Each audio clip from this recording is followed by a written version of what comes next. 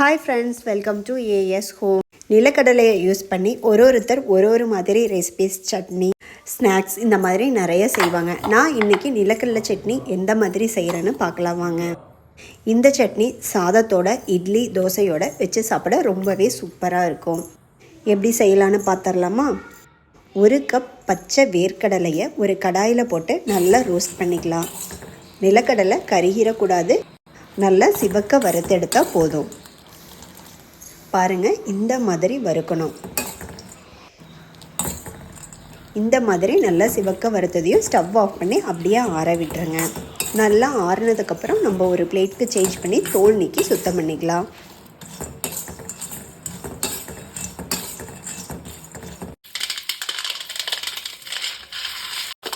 தோலை முழுவதுமாக நீக்க தேவையில்லை, ஓரளவுக்கு சுத்தம் பண்ணால் போதுமானதாக இருக்கும்.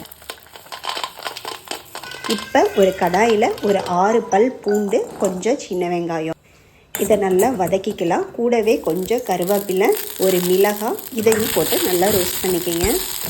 வெங்காயம் பூண்டு நல்லா வதங்கின உடனே ஒரு கைப்பிடி அளவு தேங்காய், ரொம்ப அதிகமாக வேண்டாம், கொஞ்சமான அளவு தேங்காய், கூட கொஞ்சம் புளி, தேவைக்கு தகுந்த மாதிரி உப்பு, இது எல்லாமே போட்டு நல்லா மிக்ஸ் பண்ணி விடுங்க. ஒரு 2 செகண்ட் தேங்காய் போட்டதுக்கப்புறம் வதக்கி விட்டிங்கன்னா போதும்.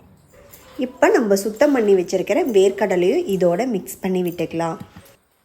இப்போ இது எல்லாமே நல்லா ஆறிய பிறகு ஒரு மிக்ஸி ஜாருக்கு சேஞ்ச் பண்ணி இதை நல்லா அரைச்சி எடுத்துக்கலாங்க. அவ்வளோதாங்க, சூப்பரான நிலக்கடலை சட்னி. சாதத்தோட, இட்லியோட, தோசையோட வச்சு சாப்பிட அவ்வளோ அருமையாக இருக்கும். சில பேர் ஜீரகம், கொத்தமல்லி எல்லாமே போட்டு அரைப்பாங்க, அது வேறு விதமான மெத்தட். இது ஒரு மெத்தட். சிம்பிளாகவும் ரொம்ப ஈஸியாகவும் டேஸ்ட்டாகவும் செய்யக்கூடிய நிலக்கடலை சட்னியை கண்டிப்பாக ட்ரை பண்ணி பாருங்கள். ரெசிபி பிடிச்சிருந்தால் வீடியோவை லைக் பண்ணிவிட்டு சப்ஸ்கிரைப் பண்ணிடுங்க. தேங்க்யூ. தேங்க்ஸ் ஃபார் வாட்சிங்.